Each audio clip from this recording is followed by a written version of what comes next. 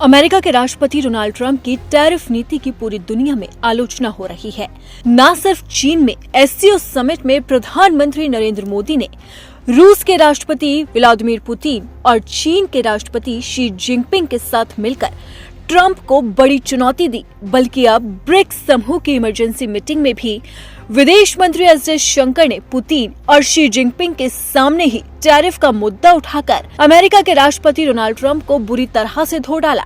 जयशंकर ने ऐसा बयान दिया जिसने सभी को चौंका दिया, क्योंकि उन्होंने न सिर्फ टैरिफ की बात की बल्कि इशारों में चेतावनी भी दे डाली, जो ट्रंप के लिए जोरदार झटका है। दरअसल ब्रिक्स समूह की इमरजेंसी मीटिंग उस देश ने बुलाई जिस पर ट्रंप ने 50% टैरिफ ठोका है, यानी कि भारत के साथ साथ ब्राजील भी ट्रंप के निशाने पर है। अमेरिका के ट्रंप प्रशासन ने ब्राजील और भारत दोनों पर ही 50% टैरिफ लगाया है, जो दुनिया में सबसे ज्यादा है। और इस टैरिफ की अब आलोचना के लिए ब्राजील के राष्ट्रपति लूला डी सिल्वा ने ब्रिक्स समूह की इमरजेंसी मीटिंग बुलाई। भारत का प्रतिनिधित्व करते हुए विदेश मंत्री एस जयशंकर ने वैश्विक व्यापार को खुला रखने और इसमें रचनात्मक दृष्टिकोण अपनाने की वकालत की। इस मीटिंग में चीनी राष्ट्रपति शी जिनपिंग, रूसी राष्ट्रपति व्लादिमीर पुतिन के साथ साथ कई दिग्गज शामिल हुए।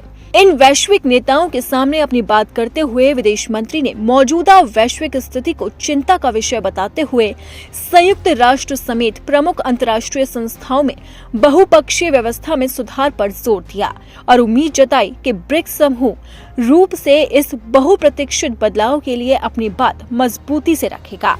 प्रधानमंत्री नरेंद्र मोदी की जगह ब्रिक्स की वर्चुअल मीटिंग में हिस्सा लेने वाले एस जयशंकर ने इस बैठक में इशारों में ट्रंप को धो डाला।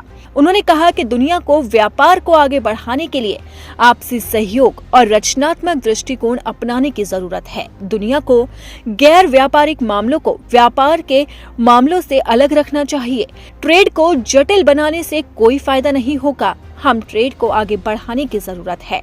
इसी के साथ ही विदेश मंत्री एस जयशंकर ने दुनिया के अनेक हिस्सों में जारी संघर्ष के भी जल्द समाधान निकलने की समय की जरूरत को बताया। विदेश मंत्री ने ब्रिक्स के सदस्य देशों से यूक्रेन युद्ध और पश्चिमी एशिया में जारी संघर्ष का ग्लोबल साउथ पर पड़ने वाले प्रभावों पर विचार करने और बहुपक्षवाद में सुधार का समर्थन करने का आग्रह किया।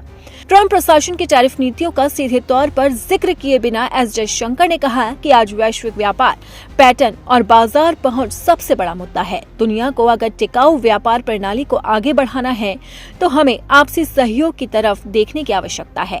व्यापार में परेशानी को बढ़ाने या इसे जटिल बनाने से लेन देन में कोई मदद नहीं मिलने वाली।